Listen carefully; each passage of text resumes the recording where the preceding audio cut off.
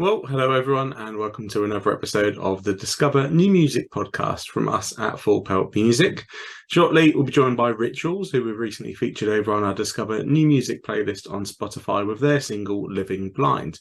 But before then, the usual reminders from myself. If you would, please do follow Full Pelt on social media. We're on Facebook at Full Pelt and on Twitter and Instagram at Full Pelt Music. And finally, again, if you would, please do hit that like button, hit that subscribe button, wherever you're watching or listening. Welcome, Lewis from Rituals, to the Discover New Music podcast. Delighted to have you on. How are you today? Yeah, man, spot on. The weather is not as lovely as it would like to be, but we've got a bit of sunshine coming through every now and again. So I mean, that's all good with me. But it is just great to be here, man. Thank you very much for having me. Yeah, no, absolutely delighted to have you on. It is typical sort of British summer now, isn't it? I think we've enjoyed the Yeah, the best of it possibly, but we'll see what's left in store. Obviously, you've had a fantastic summer so far with the band, and we'll get into yeah. that in just a moment. But we always start this podcast off with the same feature. So it's the Hmm. Discover New Music podcast.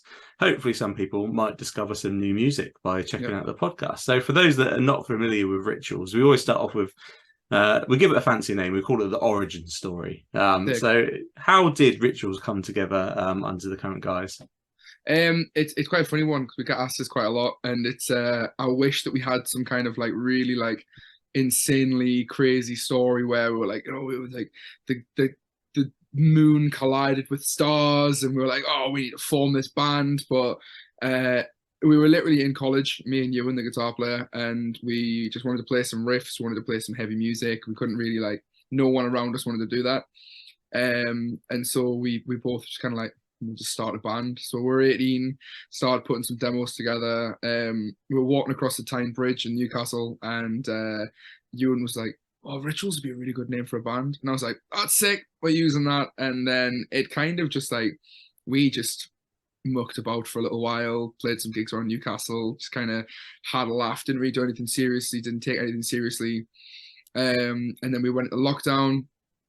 We then released 3 songs over lockdown, and I think because maybe in the local scene no one else was really putting music out at the time because no one else could get into studios.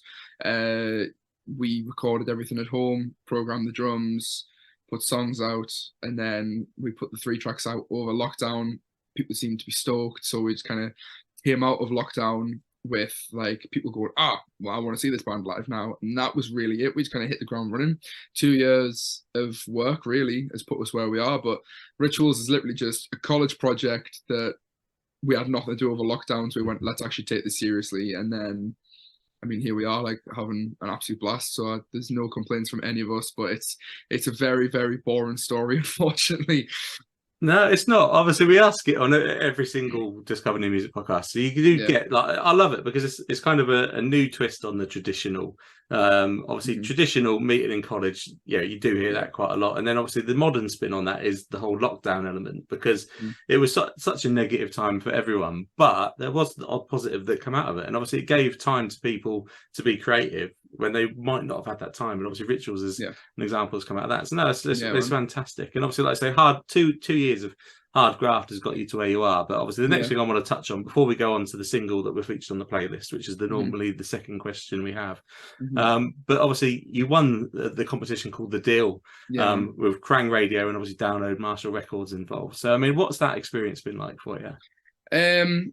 It really, probably the easiest way to describe it is just a complete whirlwind, just a total whirlwind. I mean, we applied for it. I mean, it was literally Ewan, our guitar player. Like I said, I mentioned him in the other bit. He was sitting on the bus on the way to work, and he just saw it pop up on his Facebook feed, and he was like, I'll fill it out. And he put forward our song Ocean Subside, which we actually released. It's coming up now. It'll be in 8 days. It'll be a year since that song came out. And so he put that song forward, and we just kind of like we left it, didn't really think anything of it, and then everything came through. We got the email saying we've been shortlisted. Then we got the whole process of getting everyone to vote for us. And it was really just like it kind of went from being like 3 weeks of like the deal happening and like there being the different heats and then getting the final 10.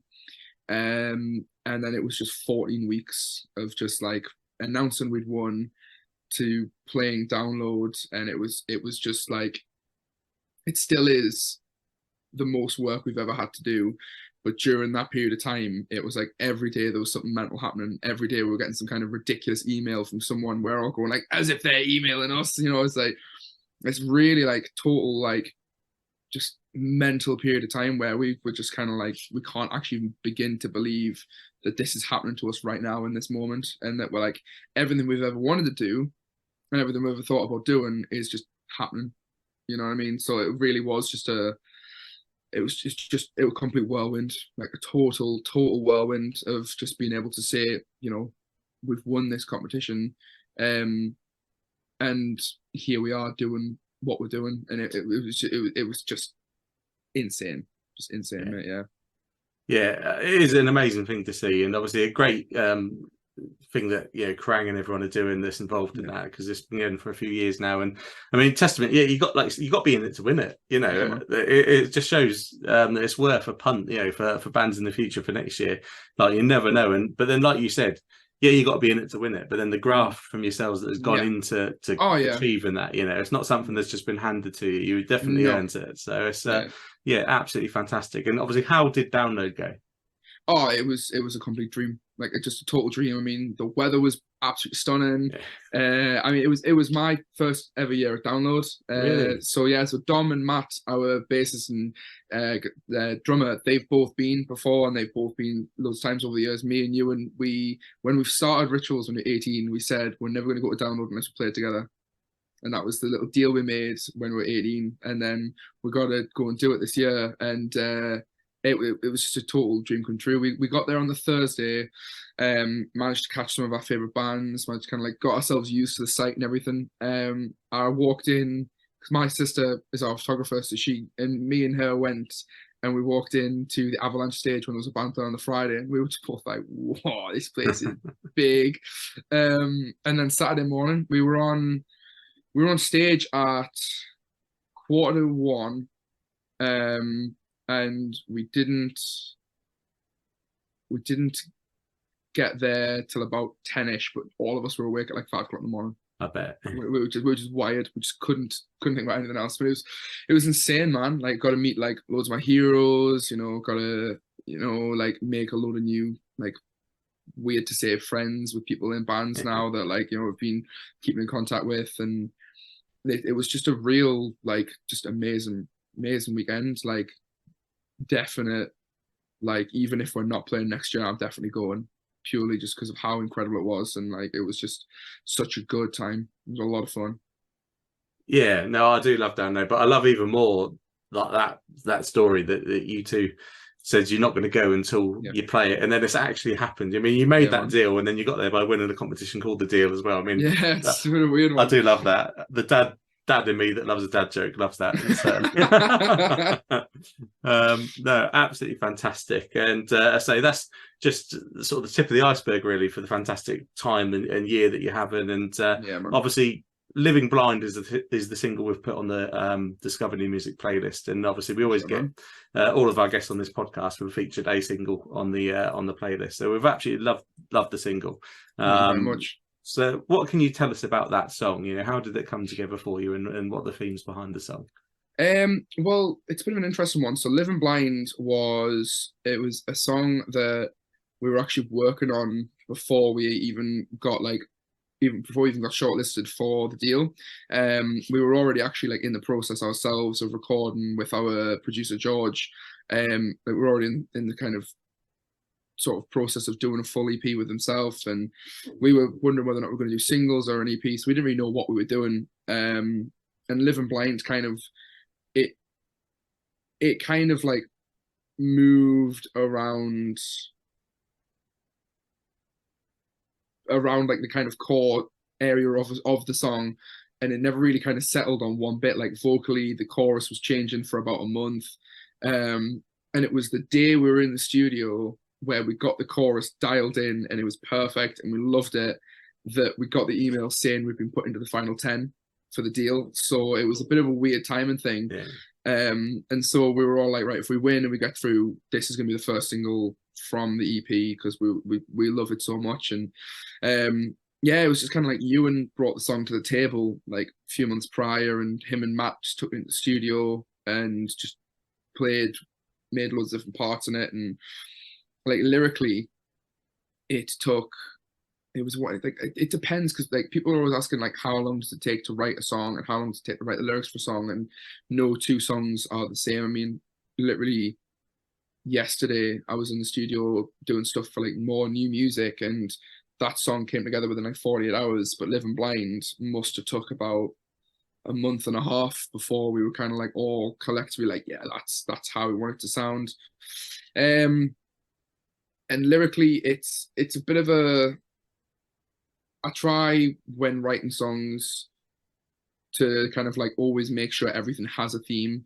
It kind of follows something and kind of like ticks a box for myself before I start thinking about how other people are going to start like perceiving a song.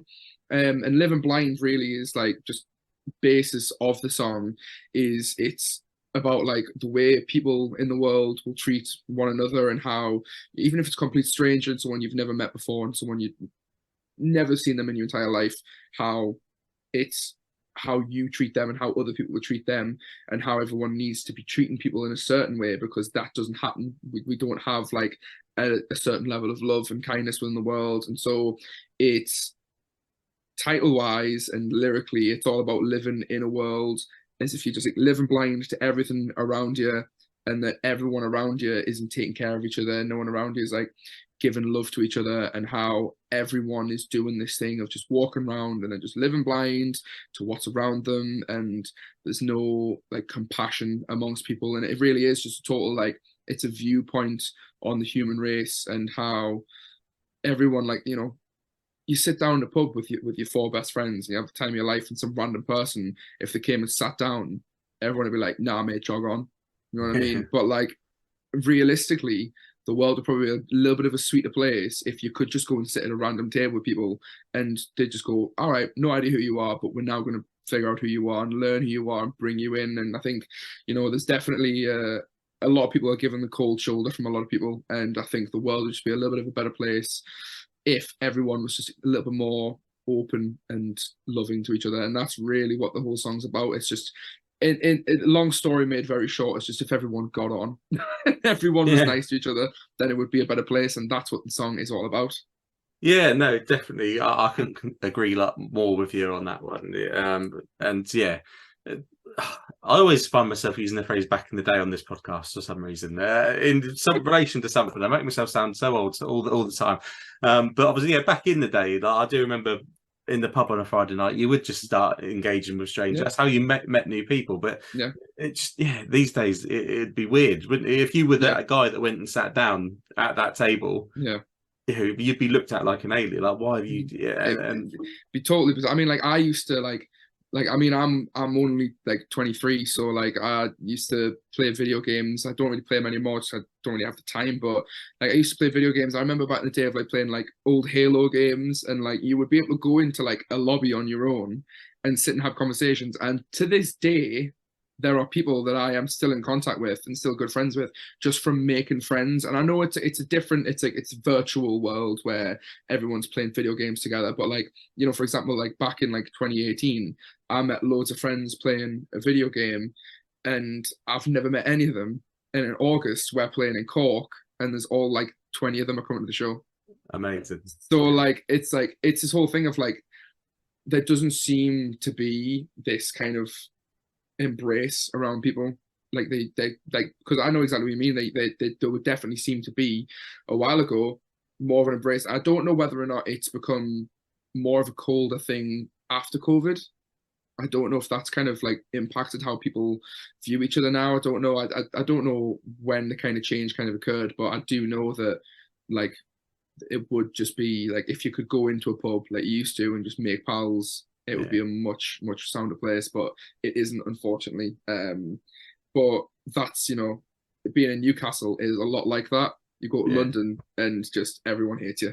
yeah, so yeah. so I'll keep myself in Newcastle, and I think I'll stay a little bit happier around people.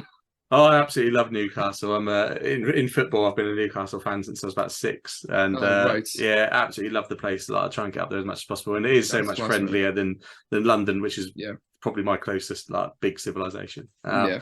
So yeah, but no, I agree. COVID maybe has exasperated the Mhm. situation, but I mean, I'm reminded of I think it's an Enda Shikari lyric around like the sense of community is something that will only live in a museum. Some sort Mhm. of lyric like that, and Yeah. yeah, it's Mhm. yeah, definitely, definitely. No, it's a fantastic single, and also it's great to see there's a video for it because I'm a Yeah, big man. advocate for music videos. I think it's a lost art. I used to spend, and this is the part where I normally make myself seem old because I say that back in the day I used to sit and watch like music TV. But obviously Oh, it's not mate, really. I did the same. Like I would sit before I Yeah, went out to school and I would sit and watch like MTV and everything, man. Like it's just doesn't it's not on anymore. And like if it no, gets put on, everyone's kind of like, well, this is a bit boring. And it's kind of like, well, this is mint. This is what it used to be about, man. Like people nowadays don't do music videos for songs, and it's like no. I think we're doing a music video for every single track off the EP, and it's like it's one of them's like a live video, and it's a little bit different to an actual like performance based video, but Yeah, it's like it's that's an extra addition to the art. Like there's a band called Static Dress, and yes, they like their music videos and their art. Like Ollie is such a clever person, and like the work he does around that band and around the songs is like it's a complete art form, and like some people just don't appreciate it, and it's like that's an extension of the music. Like that it music is. video, it makes the music even better if you watch it with the music. And it seems to be a dying form in some ways. Like a lot of people just aren't bothered, and like the artists are bothered. Everyone in the band wants to do a Mm. music video, but trying to get a fan base to watch a 4 minute video on YouTube is like, nah, mate, I'm gonna go watch, you know, I don't know what's TV these days. I don't even know what things are on TV. Like Love Island, people rather watch Love Island than a music video, and it's kind of it's a total shame. But yeah, I do know what you mean about sitting down and watching them on a morning, like just on MTV or Kerrang or even like try to remember old Scuzz stations. was always a good one. Yes, cause Yeah, yes. So yeah, yeah. man, like it's just it's class that they're still about and everything, and people are still doing them. But I do think it's at some point probably going to be not even worthwhile because people just don't Yeah. want to see it. It'll just have to be like you have to shoot a video for an Instagram reel, and that'll be it. That's it. And it's attention spans, I think. People Yeah, haven't got the attention span anymore. But obviously they are on demand and you can go on YouTube and we'll have the link in the bio for obviously Living Blinds and listeners are encouraged to go and look at it. And I love the point you make around Static Dress and bands like that. I mean, Creep is another one that springs to mind where it is an yeah, extension to the music and that helps build the fan base more. And you can yeah. see the fans that engage with those type of bands are more dedicated. Yeah, it's not just oh yeah, I like this song. I might pop to one show, and then yeah, they follow that band through Yeah, their career, and yeah. Obviously, it was great to see that there was a video. So obviously, listeners definitely check it out. appreciate it, man. Thank you. Performance style video, as you say. So just conceptually, for that song, how did you arrive at the decision for that type of video?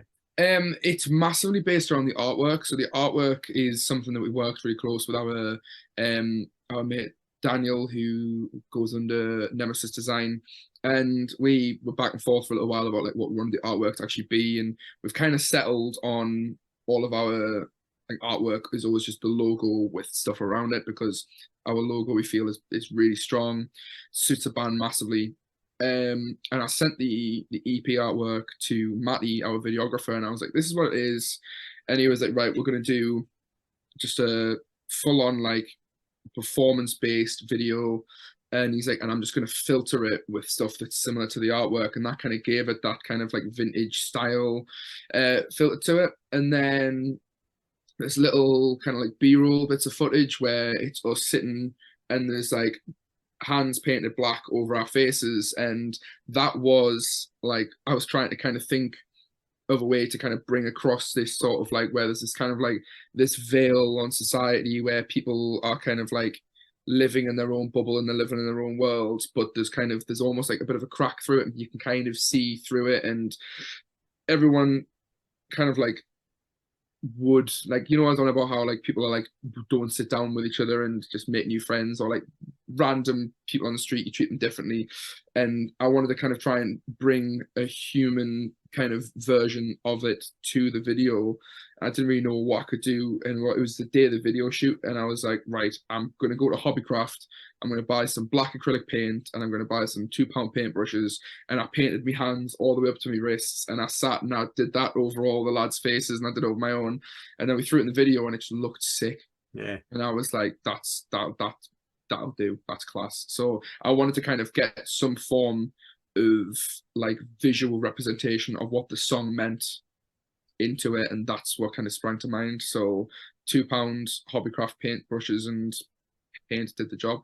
Yeah, exactly. And that's the other thing. I mean, a lot of the artists I speak to on this podcast, quite often when we talk about videos, it's raised that to do a full production video is prohibitively expensive these days. Yeah. But actually, you can get, I mean, a really good looking video that doesn't necessarily cost the earth. And absolutely worth doing. So kudos for that for sure.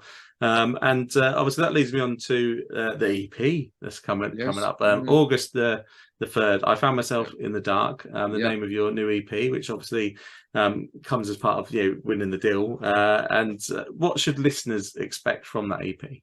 The heaviest and angriest rituals that's ever been. Like all three, it's just a little 3-track burner. There's nothing crazy to it. It's 11 minutes and it's just like start to finish, it's just pretty relentless. We like had a load of songs demoed out that we didn't really know which one to go with, and after sitting down, we all sat down together and we're like, right, what are we going to use? What's going to be taken from this? And with those 3 tracks just kind of stuck out. We're just like, that's like, we'd already decided on Living Blind, and we're just kind of like, we need this just to be like a polished and just brutal, like no kind of gaps. And it really is like the whole EP, like literally start to finish, is just like relentless. And like I say, it is only 11 minutes, but it's a pretty unrelenting 11 minutes. So anytime we've been asked what people need to expect from it or what people should expect from it, it's just heavy and relentless. And that's what we wanted it to be, because we wanted to kind of like touch on themes that we've done previously in other songs, but embellish them. And then what that's done from that is doing this EP now with the way this sounds. The stuff we're working on now is like, it's like that on speed. Like the kind of the direction the music's going in is kind of like we're really kind of funneling into our style and finding out where we like to go with things. Like, we're always going to have like with big like poppy like sing-along choruses. We're always going to have absolutely ridiculous breakdowns and like like heavier style verses, but sometimes you'll have a heavier style verse and then the next song everything switches up, and kind of like we have this sort of theme with the band where like one song could just be screaming all the way through, one song could be singing all the way through, one song could be total blend, and like we don't really know what it's going to be until we all get together. But yeah, I mean, it's the most proud we've ever been of a body of work that's come out of the band, and like to be able to work with Marshall on it as well, and to be able to kind of like use as well like our team that we've always used. It's just perfect. Like we wouldn't change a single thing about any of it. I just want it out so that everyone can hear it, because I'm so stoked on how it sounds. I just want everyone to hear the new 2 songs and then hear them so that we can start playing them live and have people singing them, because that is the be all and end all. Like, doesn't matter what we do, if we're playing shows and we're getting that response, then it's perfect. But yeah, it's just 11 minutes of absolute carnage, basically. Yeah, excellent. I mean, that whets the appetite, that definitely. And obviously, as you say, it was interesting. You got won the deal. You got to work with Marshall Records, but you were able to work with your own people as well. So the recording process, I guess, was just a really enjoyable experience for you as well. Yeah. I mean, massively. I mean, we were down in Marshall Studios like roughly the week after we found out that we'd won, and we worked with a producer down there called Tom Mitchner. He was absolutely fantastic, and we had a really good time with him. And then we worked with our own producer George as well, and George ended up mixing the record. And then we got to work with our normal videographer, our normal artwork guy. The Marshall were amazing. Like they turned around and they're like, right, what are you thinking for this? And we were like, well, we've already started artwork, we've already started video stuff, we've already started this is who we're talking to. And Marshall went, are you happy doing that? And we're like, yeah. And they're like, we're happy doing that. Like they were absolutely fantastic. Like we can't, like we've been asked along the way, and it's like there's been a lot of people that have kind of been like, oh, were the label bothered, or were you just like a competition thing where the label just kind of go, oh, I do this and then go away? And we're like, no, the label are like so involved, and like Marshall Records have been so involved and so brilliant with us. I mean, for us, it's been a totally new process, but for them, it's their everyday. Yeah. You know, it's their bread and butter, and they've just brought us on board, and we've been made to feel so welcome. You know, like Harris, who sorted out this interview, we got to meet him at Download, and you know, we got to meet Peter from the label. We met him at the studio, and like this whole, it just feels like a big like family around the band, and it feels like we feel at home every time we're working with them, and that's kind of made the whole process for us even easier. You know what I mean? Because like it is, it's the first ever label we've been involved with, and it's the first kind of project to this scale where like we're working with like PR to the level that we are, and it's like it's just been made to feel like we haven't been made to feel out of our depth at any point. It's just been made to feel comfortable, and like that's why I would urge anyone in a band anywhere next year to apply for the deal, because it's life changing if you win. And I understand that, you know, I think we were like, I was like 870 bands or something applied for it. So to be the one out of that, it seems impossible. But like bloody hell, like we were sitting there going, this will never happen. Yeah. And now we're sitting here doing interviews because our EP comes out in like 2-3 weeks, and it's like anything can physically happen, like anything can happen. But it's like having the belief in yourself to put behind that and to make it happen, because you know the position we're in now is absolutely incredible, and the people we're working with now are absolutely incredible. You know, we couldn't be more fortunate to be where we are, really. Yeah, no, absolutely. It's a beautiful story, and hey, it's still much better odds than the lottery, for example. So it's definitely worth that there go, is that. isn't it? Yeah, definitely. And it is free to enter. You're not having to buy like a £1-2 lottery ticket and losing money. There you so go.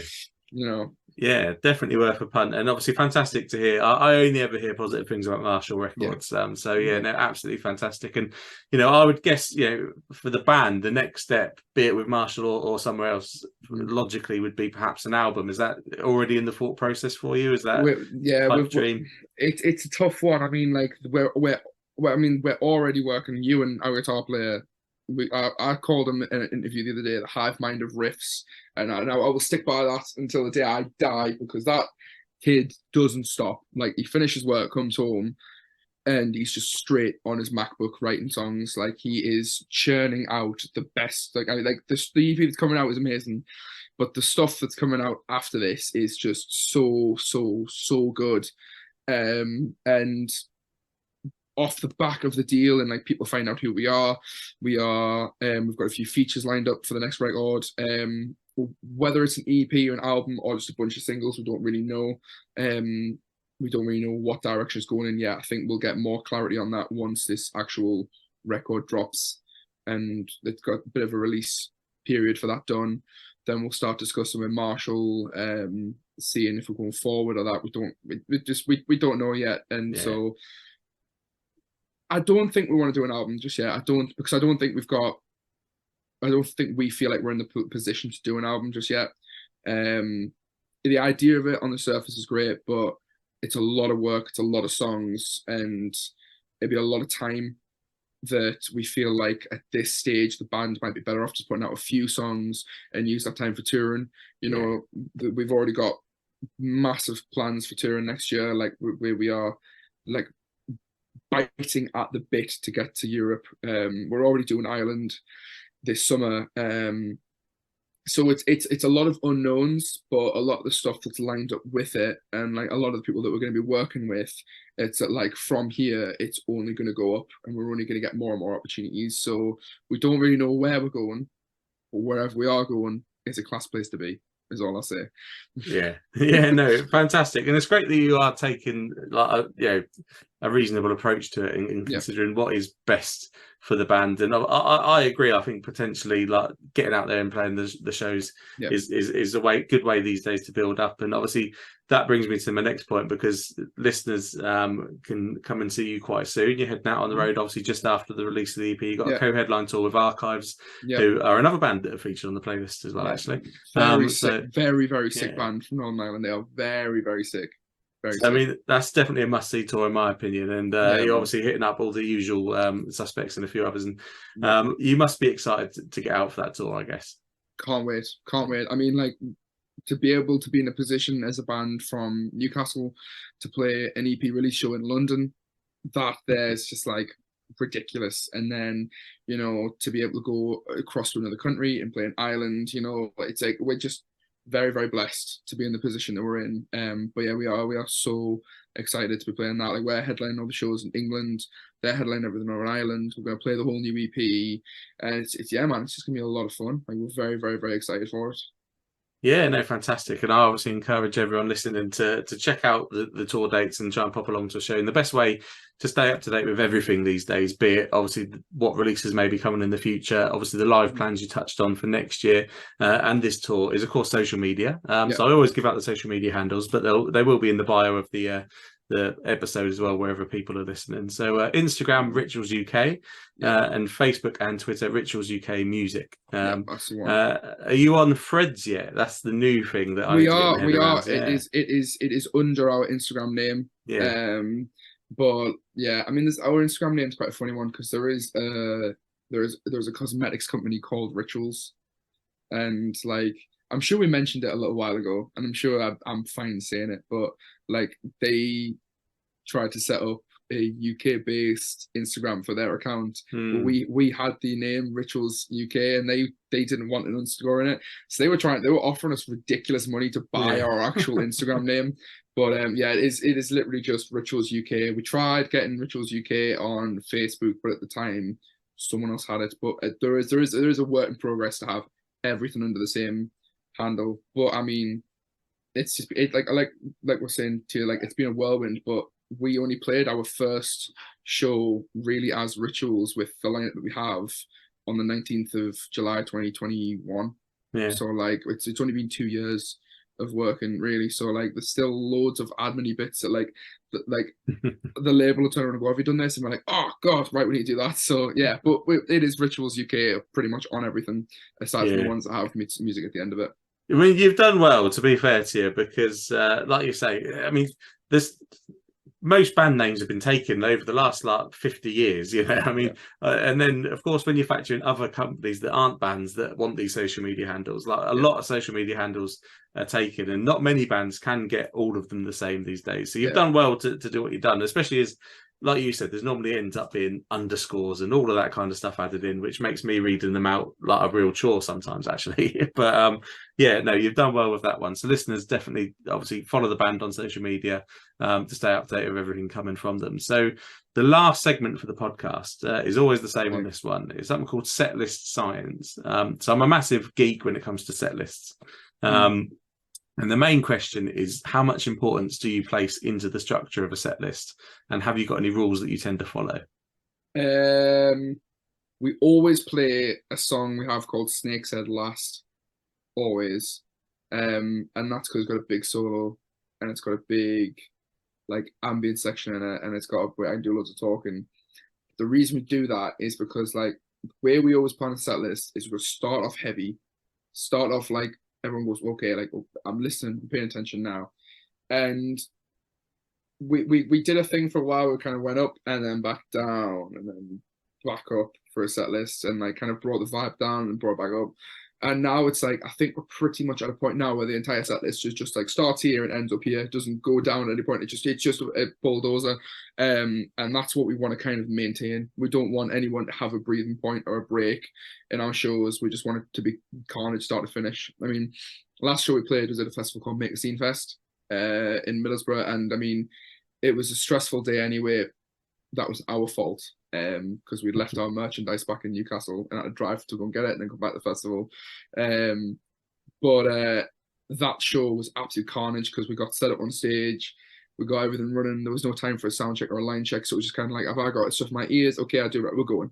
And then it was literally just like we started the set, and the room was busy. And then we started playing, and it just got busier and busier and busier. And there was just mosh pits from the first song, and like it was literally just mosh pit, and it didn't end until the end of the show, and that's what we want. So for us, like set list importance would be cram as much carnage and cram as much chaos in, and if we think we've got enough, always add a little bit more, and always have a little bit more carnage, and just like we don't really play any structural like differences to our songs live. Everything's pretty much as it is on the record. There's a couple little bits and pieces, but everything we add is just to add extra carnage and extra like just size and just like energy to it, because the more chaotic and energetic it is, the more we're happy, and that's really the best way to describe that.